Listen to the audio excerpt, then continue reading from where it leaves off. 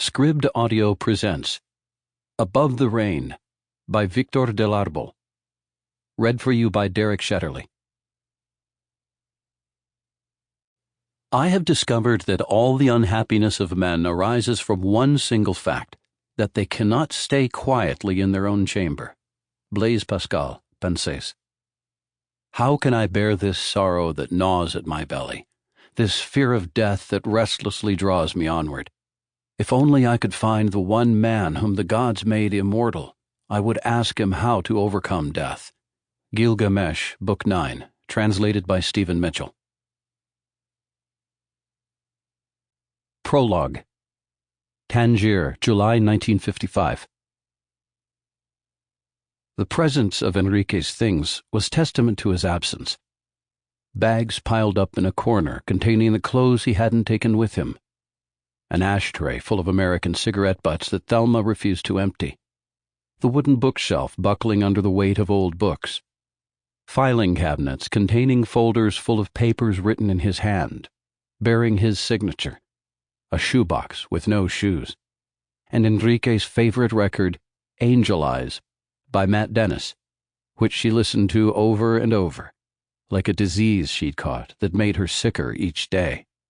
The incurable disease of memory. Thelma should have thrown all his things into a pyre and watched them burn, should have painted the walls a different color, should have at least opened the bedroom window to clear the air.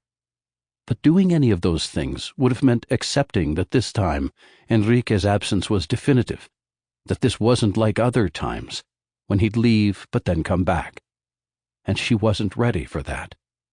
She still needed to mourn him, curse him, hate him, and forgive him.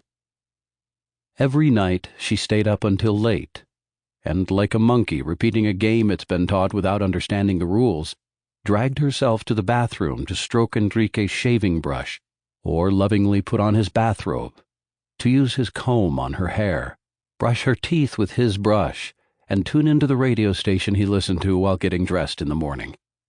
Sometimes Thelma simply sat on the toilet, staring vacantly at a white tile until her legs went numb and her eyes hurt from not blinking. She'd be overcome, then, by the sense that it was all unreal and distant. When she came to and realized that he wasn't coming back, she would scream and break things, scratch her face so that the pain could be expressed via skin under her nails and stinging flesh, because that was the only way to escape her living death. Nothing changed her routine of abandonment. That night she sat on the edge of the bed and poured herself a generous tumbler of London. Sample complete. Ready to continue?